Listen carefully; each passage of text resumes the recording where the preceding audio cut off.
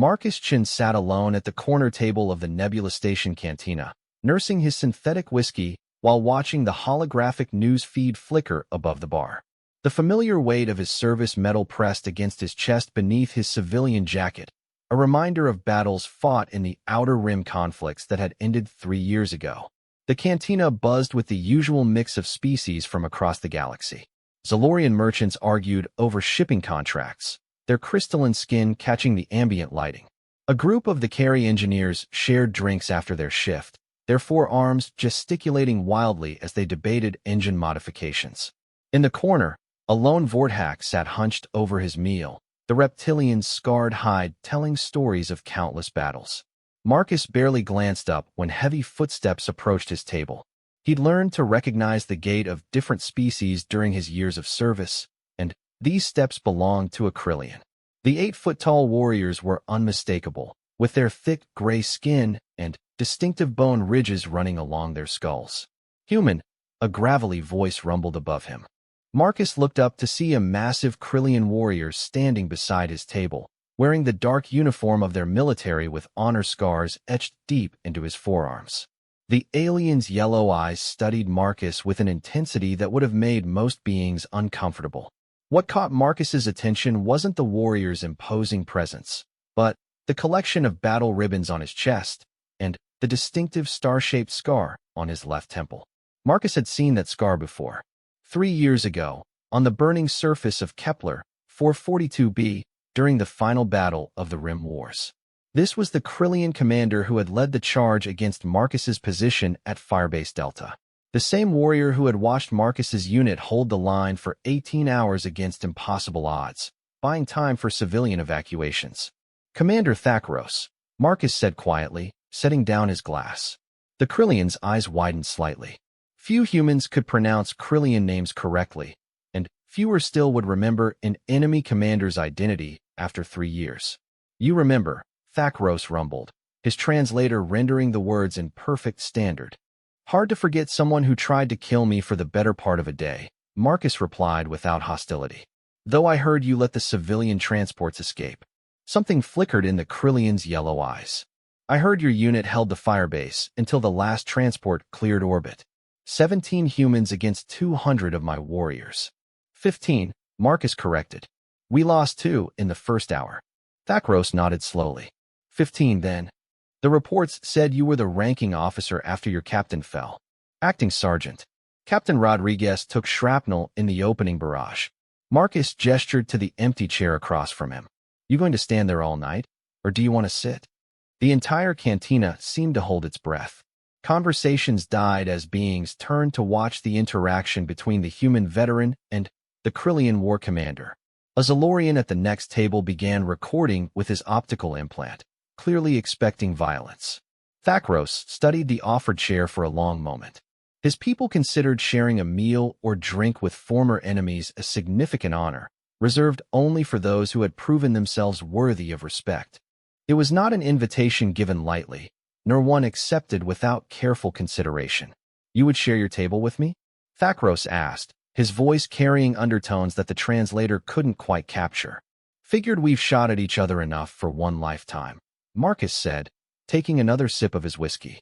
"Unless you're planning to finish what we started on Kepler 442b. The Krillian commander let out a sound that might have been laughter. It was deep and rumbling, like distant thunder. "My war is over, human. The Krillian Empire signed the Concordat. We are at peace. Name's Marcus Chun, and peace is good." Thakros settled his massive frame into the chair, which creaked ominously under his weight. The Krillian's presence dominated the space, but Marcus didn't seem intimidated. If anything, he appeared curious about the warrior who had once been his enemy. A service drone buzzed over to their table, its mechanical sensors unable to process the unusual pairing. "Beverages for the table?" it chirped in standard. "Krillian fire wine," Thakros ordered. "The good vintage." The drone's sensors flickered uncertainly. "Sir, fire wine is toxic to human physiology. Shall I recommend an alternative?" "He's not drinking it," Marcus said, amused. "Bring him what he wants, and another whiskey for me." As the drone buzzed away, Thakros leaned back in his chair, studying Marcus with renewed interest. "You know of Krillian customs. I make it a point to learn about people who are shooting at me. Helps with the whole staying alive thing. Marcus traced the rim of his glass with one finger. I studied your tactics, your culture, your military doctrine. Know your enemy, and all that. And what did you learn about us? That you're honorable. Brutal when you need to be, but honorable. You could have overrun Firebase Delta in the first hour if you'd been willing to sacrifice civilian casualties. Instead, you gave us time to get the transports away. Thackros's yellow eyes narrowed. How did you know? Your attack patterns. You hit us hard from the east and south, but left the northern approach alone until the last transport cleared the atmosphere. Basic tactical analysis. Marcus met the alien's gaze steadily. Question is, why? The Krillian was silent for a long moment as the service drone returned with their drinks. The fire wine glowed with an inner light, casting flickering shadows across Thackros's scarred features. He lifted the glass in what Marcus recognized as a traditional Krillian gesture of respect. To worthy enemies, Thackros rumbled. Marcus raised his whiskey glass. To ending wars. They drank in silence, each lost in memories of that brutal day 3 years ago. Around them, the cantina had returned to its normal volume, though Marcus noticed several patrons still watching their table with poorly concealed fascination. You want to know why we allowed the transports to escape? Thackros said finally. It wasn't a question. The thought had occurred to me. The Krillian commander set down his glass and studied the glowing liquid within.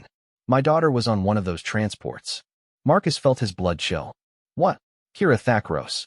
She was studying xenobiology at the university on Kepler 442b when the war reached that system. The evacuation orders came down, and she was assigned to Transport 7. Thackros's massive hands tightened around his glass. I didn't know until after the battle. Military intelligence is compartmentalized, as you know. You were attacking a planet where your own daughter was trapped. Yes, the irony was not lost on me when I learned the truth. Thackros lifted his gaze to meet Marcus's eyes. But, by then, I had already seen something that changed my understanding of your species. Marcus waited, sensing there was more to the story. Your unit, Thackros continued. 15 humans holding a strategic position against overwhelming odds. Standard military doctrine would suggest a fighting retreat to more defensible positions. Instead, you held that firebase until every civilian was safely away. It was our job. No, the Krillian said firmly. Your job was to slow our advance. You could have accomplished that mission with a mobile defense, conducting hit and run attacks while falling back to the main defensive line. Instead, you chose to stand and fight in a position that offered no escape route. Marcus shifted uncomfortably. The firebase controlled the northern approach. If we'd abandoned it, you could have hit the transports during their most vulnerable launch phase. Exactly. Thackros leaned forward, his yellow eyes intense. You sacrificed tactical advantage and escape routes to protect civilians you didn't even know, humans you'd never met, and alien refugees as well. There were families on those ships. Yes, there were. Thackros's voice dropped to barely above a whisper. Including mine. The weight of that revelation settled over the table like a shroud. Marcus stared at the Krillian commander, processing the implications. This warrior, this enemy who had led 200 soldiers against Marcus's position, had unknowingly been fighting to save his own daughter's life. Transport 7, Marcus said slowly. That was the university ship, wasn't it? The one with the mixed passenger manifest. Thackros nodded. Humans, Krillians, Zalorians, Vorthax, students, and faculty from across the galaxy. He paused, his scarred features reflecting old pain. When I learned the truth about what your unit had done, I began to question everything I thought I knew about humanity. What do you mean? The Krillian Empire has fought many species across the galaxy. We are warriors, and we understand strength, courage, tactical brilliance. But what you did on Kepler 442b was something else entirely. Thackros took another sip of his fire wine. You fought not for conquest or glory or even survival. You fought for the principle that innocent lives must be protected, regardless of species or political affiliation. Marcus felt a familiar weight in his chest, the same feeling he'd carried since that day 3 years ago. We lost 12 people holding that line. I know. I read the casualty reports. Thackros's voice carried deep respect. 12 humans died so that 3,000 beings could live. The mathematics of war are brutal, but the mathematics of sacrifice are something else entirely. They were good soldiers. All of them. They were more than soldiers. They were guardians of something precious that transcends species boundaries. The Krillian commander leaned back in his chair. After the battle, I submitted a detailed report to High Command about human military capabilities. But, more importantly, I included observations about human moral courage. Marcus raised an eyebrow. Moral courage? The willingness to do what is right even when it is not strategically advantageous. Your species possesses this quality in abundance. Thackros gestured around the cantina, where dozens of different species mingled peacefully. This is why the Concordat exists. This is why the galaxy is at peace. I'm not following. The Krillian Empire has never surrendered to a militarily superior force. We are too proud, too stubborn. We fight until we are extinct or victorious. Thackros's yellow eyes gleamed. But we surrendered to humanity not because you defeated us in battle, but because you showed us a different way to define victory. Marcus set down his whiskey glass, his mind racing. You're saying the Empire surrendered because of Firebase Delta? Firebase Delta and a dozen other actions like it. Human units sacrificing themselves to protect alien civilians. Human medics treating enemy wounded. Human engineers staying behind to repair life support systems on damaged ships carrying refugees. Thackros's voice grew thick with emotion. You taught us that true strength lies not in the ability to destroy, but in the willingness to protect.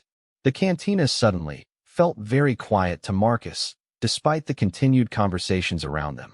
He thought about his fallen comrades, about the 18 hours of hell they'd endured, about the choice they'd made to stand and fight when retreat would have been safer.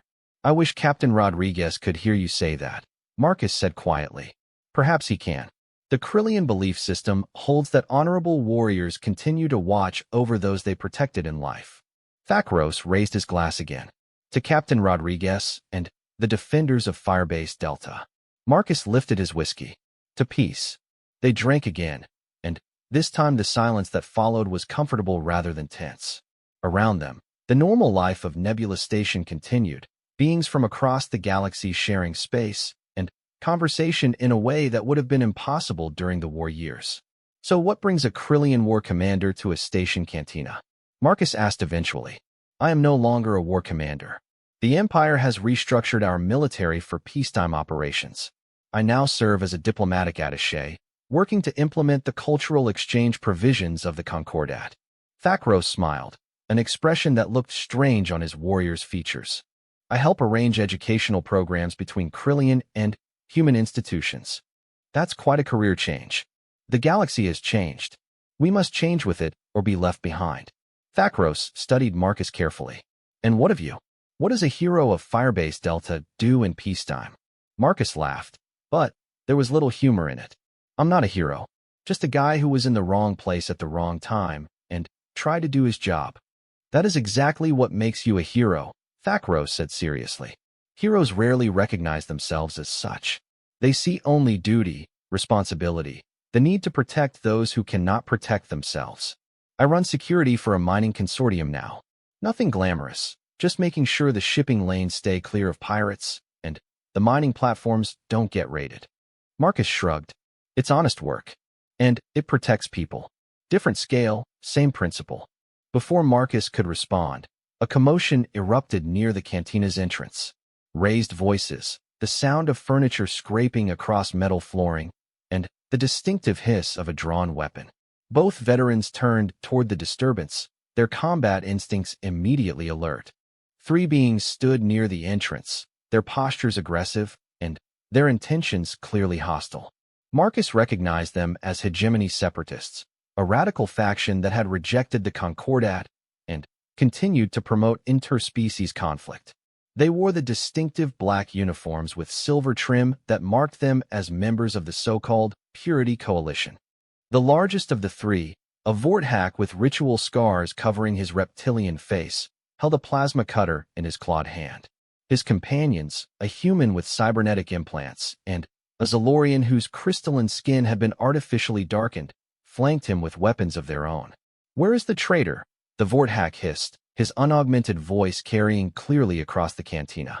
"Where is the Krillian who betrays his own species by consorting with human filth?" The cantina fell silent. Patrons began edging away from the entrance, seeking cover behind overturned tables and structural supports. The service drones immediately shut down and retreated to their charging stations, following emergency protocols. Marcus felt his muscles tense, old combat reflexes flooding back despite 3 years of civilian life. Beside him, Thakros had gone perfectly still, a predator calculating distance and angles. "They're here for you," Marcus said quietly. "Yes, the Purity Coalition has marked me as a traitor for my work with the Cultural Exchange Program." Thakros's hand moved slowly towards something concealed beneath his uniform. "They believe any cooperation with other species weakens Krillian racial purity. How many people are in here?" 37 beings, including us. 12 near the entrance, 15 along the walls, 10 near the back exit. Thakros had made the count automatically, another veteran's reflex. "The Separatists are blocking the main door." The Vorthak's yellow eyes swept the cantina until they locked onto Thakros. "There you are, betrayer. Stand and face judgment for your crimes against species purity." Thakros rose slowly from his chair, his massive frame unfolding to its full 8-foot height. "I am here, Vortash. But these beings have nothing to do with our dispute. Let them leave." "No one leaves until justice is served," the human separatist snarled, his cybernetic eye glowing red in the dim light. "Your corruption has spread far enough." Marcus stood as well, his hand automatically checking for weapons he no longer carried. 3 years of civilian life had made him soft in some ways, but the tactical part of his mind was already working through scenarios and solutions. "Thakros," he said quietly, "what kind of weapons are you carrying?" "Personal defense only. A plasma pistol and molecular blade." "You." "Nothing. Station regulations prohibit weapons in civilian areas." Marcus smiled grimly. "Guess we'll have to improvise." The Krillian commander glanced at Marcus in surprise. "You're sitting at my table," Marcus said simply. "That makes you my guest." Something passed between the two veterans, an understanding that transcended species barriers and political boundaries. They had been enemies once, but they were warriors who understood honor, duty, and the protection of innocence. The Vorthak separatist raised his plasma cutter, its energy field crackling ominously. "Surrender yourself, Thakros, and perhaps the others will live to see another day." Thakros straightened to his full height, every inch the warrior commander he had once been. "I am Thakros of the Iron Spine clan, veteran of 47 battles, defender of the realm. If you want me, come and take me." The separatist's weapon whined as it charged to full power. Around the cantina, innocents cowered behind inadequate cover, their lives hanging in the balance of a confrontation they had never asked for. Marcus looked at his former enemy, now standing ready to face 3 armed fanatics to protect people he didn't even know. The same principle that had driven 15 humans to hold Firebase Delta 3 years ago was about to drive one Krillian diplomat to make a similar sacrifice. "On 3?" Marcus asked. Thakros smiled, and this time it looked perfectly natural on his warrior's features. "On 3. The plasma cutter's whine reached crescendo as the separatists prepared to fire. In that instant before chaos erupted, Marcus found himself thinking about the strange turns life could take. 3 years ago, he and Thakros had been trying to kill each other. Now they stood together, ready to face down fanatics who would destroy the peace their war had ultimately created. Some things, Marcus realized, were worth fighting for regardless of who stood beside you in the battle. Marcus moved first. Years of combat experience had taught him that hesitation killed more soldiers than enemy fire. While the Vorthak separatist was still charging his plasma cutter, Marcus grabbed his whiskey glass and hurled it with precise aim. The heavy synthetic crystal struck the weapon's power coupling, disrupting the charge cycle and sending sparks cascading across the reptilian's clawed hand. Thakros moved in the same instant, drawing his molecular blade in a fluid motion that spoke of decades of training. The weapon hummed to life, its edge vibrating at frequencies that could cut through most known materials. But instead of charging the separatists, the Krillian commander threw himself sideways, tackling a group of Zalorian civilians who had been too slow to find cover. The human separatist's cybernetic implants whirred as he tracked Marcus's movement, but his shot went wide as the ex-sergeant dove behind an overturned table. The energy bolt scorched the air where Marcus had been standing, leaving the acrid smell of superheated metal. "Secure the exits," the Vorthack leader hissed to his companions. "Don't let the traitor escape." Marcus rolled behind the bar, his mind automatically cataloging potential weapons. Bottles of various alien spirits lined the shelves, several of which he knew to be highly flammable. Service tools hung from magnetic strips, including a plasma torch used for opening particularly stubborn containers. The Zalorian separatist moved toward the back exit, her crystalline skin shifting to match the shadows as her natural camouflage activated. But she hadn't counted on Thackros's enhanced Krillian vision, which could detect heat signatures even through optical camouflage. The massive warrior rolled away from the civilians he'd protected and came up in a crouch, his molecular blade singing through the air. It caught the camouflaged Zalorian across the thigh, the molecular edge parting her natural armor like it was made of paper. She screamed and stumbled, her camouflage failing as she fell. "Kethera!" the Vorthack roared, seeing his companion wounded. The human separatist spun toward Thackros, his cybernetic targeting system painting the Krillian with a red laser dot. But before he could fire, Marcus vaulted over the bar with a bottle of Rigelian firebrandy in each hand. The bottles shattered against the human's cybernetic implants in twin explosions of blue flame. The alcohol ignited on contact with the superheated circuits, turning the separatist into a screaming torch.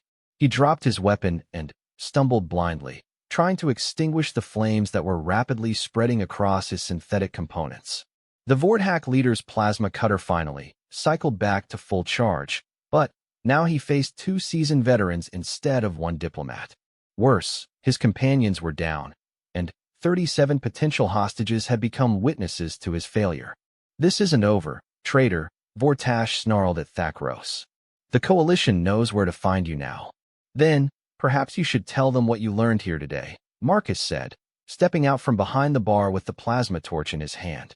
The tool wasn't designed as a weapon, but its focused energy beam could be lethal at close range.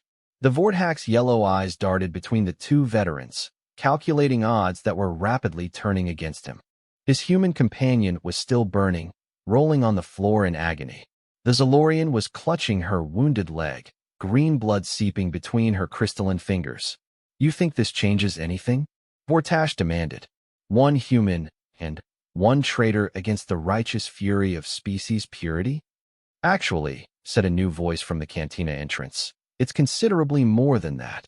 Everyone turned to see a squad of Nebula Station security officers filing through the doorway, their weapons trained on the separatists. Leading them was Commander Sarah Walsh, the station's chief of security and a veteran of the Rim Wars herself.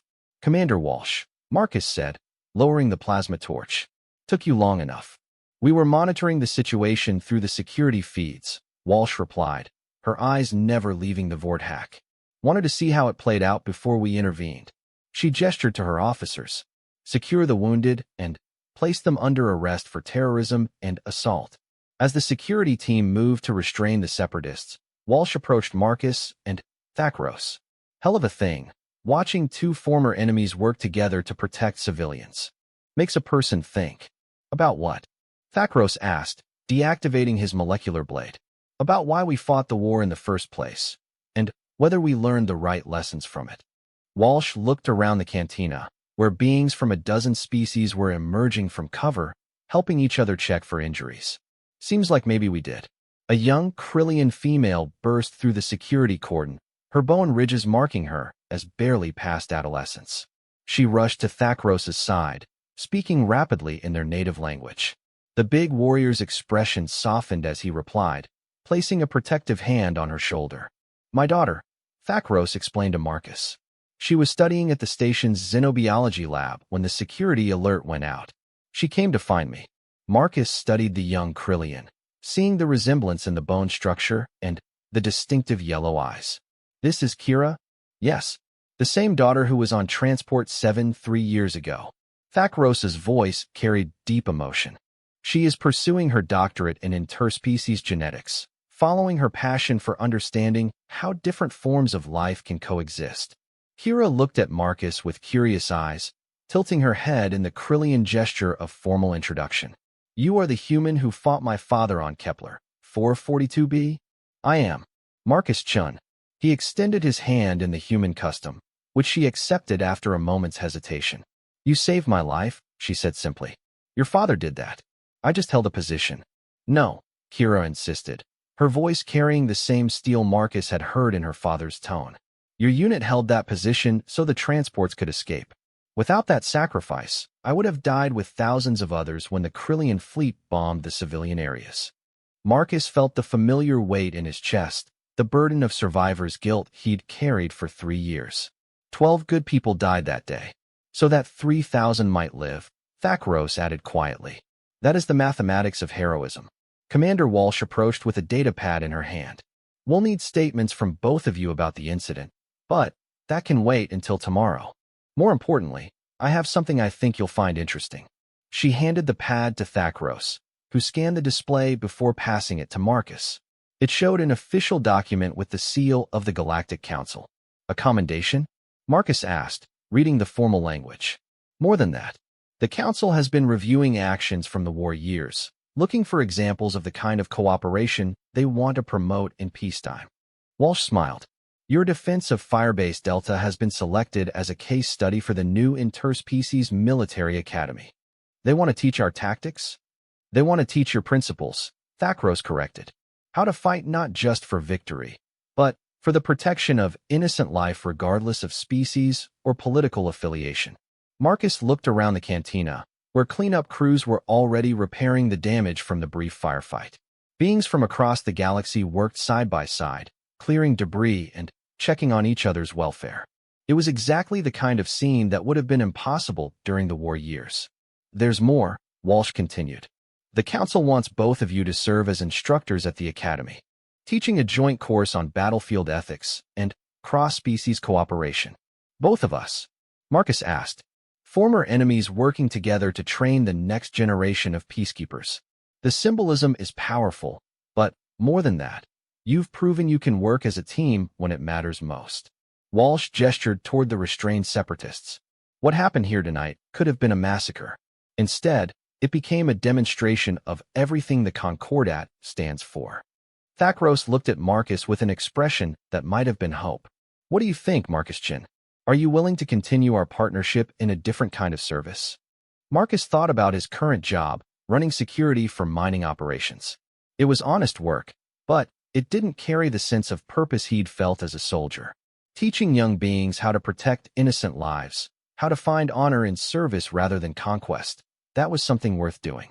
I have one condition, Marcus said. What's that? We tell them about the 12 who didn't make it home from Firebase Delta. Their names, their stories, what they died for. Marcus met Thakros's yellow gaze steadily. If we're teaching about sacrifice and courage, they need to know the cost. Agreed, Thakros rumbled. Heroes should not be forgotten. Kira stepped forward, speaking to both veterans. May I attend your classes? I believe my generation needs to understand what you learned in war so we can build something better in peace. You want to study military history? Her father asked, surprised. I want to study cooperation. How beings who were once enemies can become allies. How fear and hatred can be replaced with understanding and respect. She looked around the cantina. Tonight, I saw you and Marcus Chin risk your lives for people you barely knew. That's the future I want to help create. Marcus smiled, thinking about the strange turns life could take. 3 years ago, he'd been a soldier holding a desperate position against impossible odds. Tonight, he'd fought alongside his former enemy to protect innocent lives. Tomorrow, he might help train a new generation to prevent wars rather than win them. The academy position, he said to Walsh. When do we start? The next semester begins in 6 months. That gives you time to develop a curriculum and prepare your materials. Walsh handed him another data pad. These are preliminary course outlines, but you'll have complete freedom to structure the program as you see fit. As the security teams finished their work and the cantina began to return to normal, Marcus found himself sitting at the same table where this strange evening had begun. Thakros settled into his chair across from him, with Kira taking a seat beside her father. The service drone, having emerged from its hiding place, approached cautiously. "Shall I bring another round of beverages for the table?" "3 fire wines," Thakros ordered. "The good vintage." "Sir," the drone protested, "fire wine is toxic to human physiology." "He's not drinking it," Kira said with amusement. "Bring him Terran whiskey." As they waited for their drinks, Marcus reflected on the evening's events. A chance encounter with a former enemy had turned into a partnership that might help prevent future conflicts. It wasn't the kind of peace he'd imagined when the war ended, but it was the kind of peace worth building. "To Firebase Delta," Thakros said when their drinks arrived. "To the future," Marcus replied. "To understanding," Kira added. They drank in comfortable silence, 3 beings from 2 different species who had found common ground in the most unlikely circumstances. Around them, Nebula Station continued its eternal dance of commerce and diplomacy, a microcosm of the galaxy they all hoped to help build. The war was over, but the work of peace had only just begun. Marcus Chun had spent 3 years wondering what came after being a soldier. Tonight, he'd found his answer. Some battles were worth fighting not for victory, but for the chance to ensure that future generations might never have to fight them at all. The former enemies who had once faced each other across a battlefield now faced the future together, united by a shared understanding that true strength lay not in the ability to destroy, but in the wisdom to protect and preserve. It was a lesson worth teaching, and a future worth fighting for. Outside the cantina's viewports, the stars wheeled in their eternal dance, indifferent to the small dramas playing out on a space station at the edge of civilized space. But in one corner of that vast universe, 3 beings had chosen cooperation over conflict, understanding over hatred, and hope over despair. It wasn't much, perhaps, in the grand scheme of galactic politics and interstellar relations. But it was a beginning, and sometimes beginnings were the most important battles of all. The mathematics of war were brutal and unforgiving, but the mathematics of peace were infinitely more complex and infinitely more rewarding. Marcus was beginning to understand that the latter might be the more important skill to master. As the evening wound down and the cantina's patrons began to disperse, Marcus found himself looking forward to tomorrow for the first time in 3 years. He had work to do, lessons to prepare, and young minds to shape. Most importantly, he had a partnership with a former enemy who had become something far more valuable than an ally. Thakros had become a friend, bound not by shared ideology or common species, but by shared experience and mutual respect. It was, Marcus thought, exactly the kind of friendship the galaxy needed more of. 6 months later, Marcus stood before a lecture hall filled with cadets from 17 different species, all eager to learn the principles of interspecies cooperation and battlefield ethics. The Galactic Military Academy on Centauri Prime was a marvel of engineering, built to accommodate the diverse physiological needs of beings from across the galaxy. Thakros entered the classroom with his usual commanding presence, carrying a holographic projector that would display the tactical situation they were about to analyze. The Krillian had adapted well to academic life, though he still carried himself with the bearing of a veteran warrior. Today we examine a case study from the Rim Wars. Marcus began, activating the wall display. Firebase Delta, Kepler, 442b, 3 years ago. 15 human soldiers held a strategic position for 18 hours against a force of 200 Krillian warriors. A young Vorthak cadet raised his clawed hand. Instructor Chun, the tactical odds suggest this was suicide mission. Why didn't the humans retreat to more defensible positions? Good question, Cadet Sarthak. Commander Thakros, would you care to explain the Krillian perspective? Thakros stepped forward, his yellow eyes surveying the mixed group of students. The human position was tactically indefensible. A mobile defense would have been more effective at slowing our advance.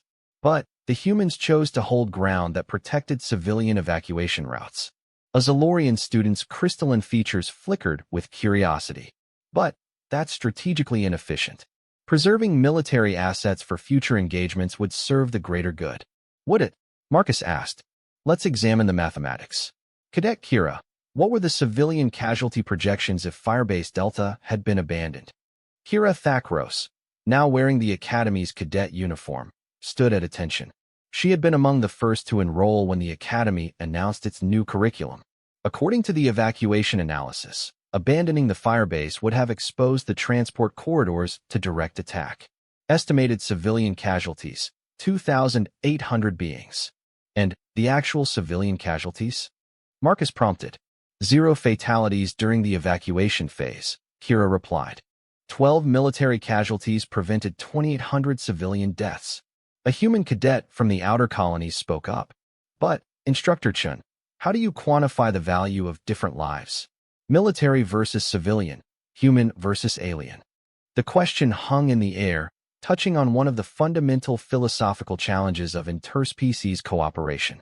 Marcus had wrestled with it himself during those dark hours on Kepler 442b.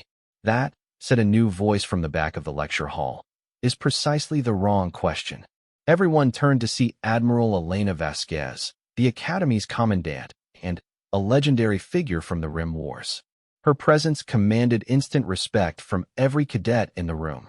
Admiral, Marcus said, surprised. We weren't expecting you. I wanted to observe your first joint lecture. Please continue with the lesson. Vasquez took a seat in the back row, her keen eyes studying the interaction between the human and Krillian instructors. Thakros picked up the thread of discussion. Cadet Morrison asks about quantifying life. This assumes that the value of a being can be calculated mathematically. But what if we approach it differently? The big Krillian activated the holographic projector, showing a three-dimensional tactical display of the firebase delta engagement. Red icons represented his own forces, blue showed the human positions, and green marked the civilian evacuation routes. Observe the human defensive pattern, Thakros continued. They could have established overlapping fields of fire that would have maximized casualties among my warriors. Instead, they focused on controlling key terrain that protected non-combatants. A young hegemony cadet raised a tentacled appendage. But, Commander Thakros, your forces could have overwhelmed the position quickly with concentrated fire. Why did you not do so? The question sent a murmur through the classroom. Many of the cadets had heard rumors about their instructors' shared history, but few knew the complete story. Because, Thakros said quietly, I began to understand what humanity truly represents in our galaxy. Marcus watched his colleague with interest. They had taught several classes together, but Thakros had never spoken this openly about his personal evolution during the war. Explain, Admiral Vasquez said from the back of the room. The Krillian Empire has conquered 17 systems across the galaxy. We are efficient warriors, tactically superior to most species we encounter. But, on Kepler 442b, I witnessed something that challenged everything I thought I knew about strength. Thakros manipulated the holographic display, showing the progression of the battle. The humans were not fighting for territory or resources or even survival. They were fighting for a principle. What principle? Asked Cadet Sarthek. That innocent life has value regardless of species or political affiliation, Marcus said. Every being on those transports deserved the chance to live, whether they were human colonists or Krillian exchange students. Kira looked up sharply at the mention of exchange students. She knew her father's story, but hearing it discussed in an academic context gave it new weight. The tactical reports mentioned that Transport 7 carried a mixed manifest, Admiral Vasquez observed. Humans, Krillians, and other species. Including my daughter, Thakros said simply. The classroom fell silent. The cadets stared at their Krillian instructor with new understanding, finally, grasping the full complexity of the situation they were studying. You were attacking a position that protected your own child? Whispered a Zalorian cadet. I didn't know she was there until after the battle. But the human defenders knew the transports carried beings from multiple species, including their enemies. Thakros' voice carried deep emotion. They chose to protect all life equally.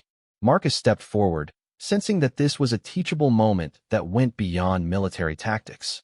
This is what we call the human perspective on warfare. It's not about destroying enemies efficiently. It's about preserving what we consider most valuable in the universe. Life itself, said Cadet Kira, understanding dawning in her yellow eyes. All life, Marcus corrected. The moment you start deciding which lives matter more than others, You've lost the moral foundation that makes victory meaningful. A Vorthack cadet raised an objection. But, in war, such decisions are necessary. Resources are limited. Tactical situations demand prioritization. True, Admiral Vasquez said, joining the discussion. But, the humans at Firebase Delta found a third option. Instead of choosing between military necessity and moral principle, they changed the terms of engagement entirely. Thakros nodded approvingly. They redefined what victory looked like. Success was not defeating enemy forces, but ensuring that innocent beings survived regardless of the tactical cost. That's why the Krillian Empire agreed to the Concordat, said a human cadet with sudden insight. Not because we defeated you militarily, but because we demonstrated a different way to think about conflict. Exactly, Thakros rumbled. The Empire has never surrendered to superior firepower. But we recognized something in humanity that we wanted to understand better. You showed us that true strength lies not in the ability to destroy, but in the wisdom to preserve. Marcus activated another holographic display, showing current galactic demographics. Today, beings from hundreds of species live and work together across the galaxy. Trade routes that were battlefields 3 years ago now carry students, scientists, artists, and philosophers.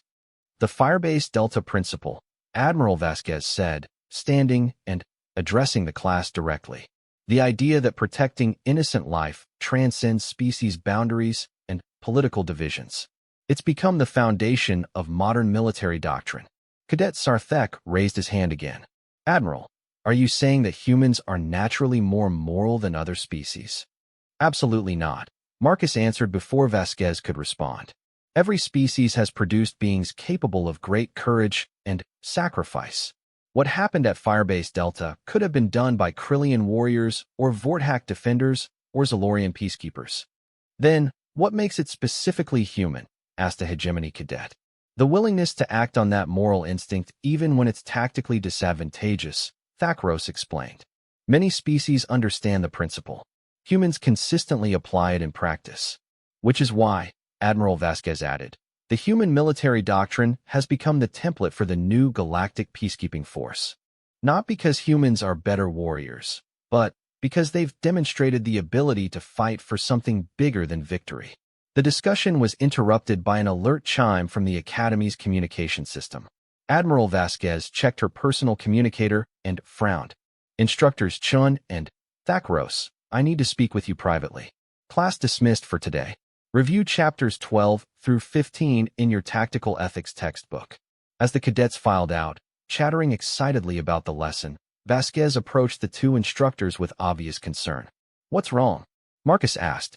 We have a situation developing in the Arcturus system. Separatist forces have seized a mining station and are holding civilian workers hostage. They're demanding the release of the terrorists who attacked Nebula Station 6 months ago. The Purity Coalition, Thakros growled. The same group. Intelligence suggests they've been recruiting across multiple species, promoting the idea that the Concordat is a human conspiracy to weaken other races. Vasquez handed them a data pad with mission details. The Galactic Council wants to send a peacekeeping force, but the situation is delicate. Too much firepower, and the hostages die. Too little, and the Separatists escape to continue their operations. Marcus scanned the tactical data. How many hostages? 43 beings from 7 different species. The Separatists are using them as human shields, betting that the peacekeeping force won't risk civilian casualties. They're counting on us to follow the Firebase Delta Principle, Thakros observed, using our own moral code against us. Which is exactly why the Council wants you two to lead the response team, Vasquez said. You've proven you can work together under pressure, and your joint perspective might find solutions that others would miss.